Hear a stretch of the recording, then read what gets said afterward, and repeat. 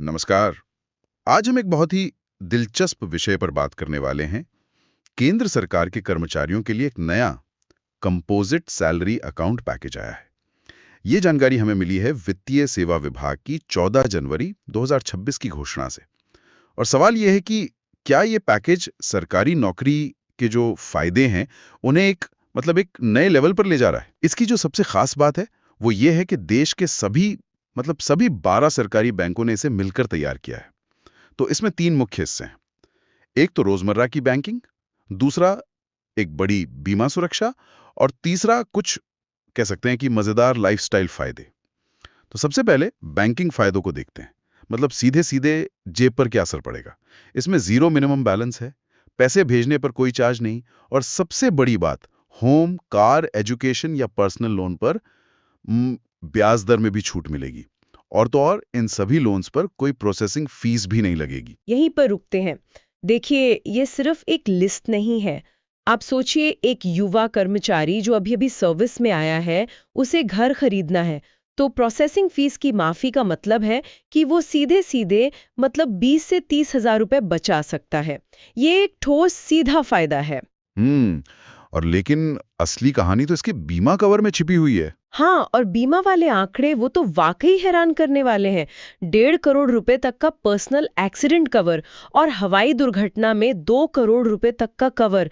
ये तो किसी भी प्राइवेट बैंक के सबसे प्रीमियम कार्ड के बराबर है। सरकारी कर्मचारियों के लिए ये एक बहुत बड़ा कदम लगता है। बिल्कुल।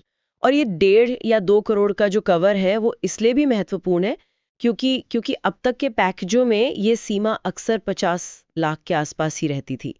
तो ये लगभग 3 से 4 गुना की बढ़ोतरी है। ये दिखाता है कि अब सोच सिर्फ सैलरी देने की नहीं है, बल्कि कर्मचारी और उसके परिवार को एक मजबूत वित्तीय सुरक्षा कवच देने की है। जी। इसमें 20 लाख का टर्म लाइफ इंश्योरेंस भी है, जिसे और बढ़ाने का विकल्प भी दिया गया है। लेकिन एक सवाल है, क्या ये सारे फायदे सभी रैंक के कर्मचारियों के लिए एक जैसे हैं या इसमें भी कोई कैटेगरी बनाई गई है? ये एक बहुत अच्छा सवाल है। तो देखिए, स्रोत के अनुसार ये लाभ कर्मचारी के पद और वेतन के आधार पर अलग-अलग स्तरों में बटे हो सकते हैं। लेकिन जो मूल ढांचा है, बैंकिंग, बीमा और जीवन शैली का संगम, वो सभी के लिए है। और इसी सुरक्षा कवच में स्वास्थ्य बीमा और वेलनेस प्रोग्राम भी शामिल है, जैसे मुफ्त सालाना हेल्थ चेकअप और ऑनलाइन डॉक्टर कंसल्टेशन। तो ये एक तरह से 360 डिग्री सोच है। तो ये तो हुई सुरक्षा की बात जो बहुत जरूरी है। लेकिन रोजमर्रा की जिंदगी में क्या फायदे हैं? क्या ये खाता हमारे लाइफस्टाइल को भी कुछ बेहतर बनाता है? बिल्कुल बनाता है। डेबिट और क्रेडिट कार्ड पर कोई सालाना फीस नहीं, और डेबिट कार्ड से आप महीने में कितनी भी बार पैसे निकाल सकते हैं। और कुछ ऐसे फायदे हैं जो चौंकाते हैं, जैसे एयरपोर्ट लाउंज एक्सेस, जिम और ओटीटी प्लेटफॉर्म का सब्सक्रिप्शन, गिफ्ट वाउचर्स और यहाँ तक के मूवी टिकट्स भी। हाँ, और ये जिम और ओटीटी जैसी चीजें ये आमतौर पर प्राइवेट सेक्टर के जो महंगे क्रेडिट कार्ड्स होते हैं उनके साथ मिलती हैं। सरकारी बैंकिंग में ये एक नया ट्रेंड है।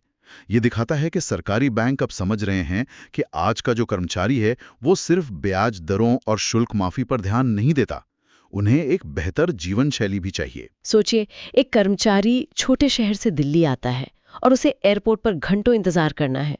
लाउंज एक्सेस जैसी छोटी सुविधा उसकी यात्रा के अनुभव को पूरी तरह बदल सकती है ना? तो ये सिर्फ पैसे की बात नहीं, आराम की बात है। खास तौर पर देश की सेवा करने वालों के लिए तैयार किया गया है। सही कहा। ये दिखाता है कि कैसे पब्लिक सेक्टर बैंक मिलकर कर्मचारियों और उनके परिवारों की वित्तीय भलाई सुनिश्चित करने की दिशा में काम कर रहे हैं। ये सिर्फ एक प्रोडक्ट नहीं है, बल्कि एक सोच में बदलाव का संकेत है।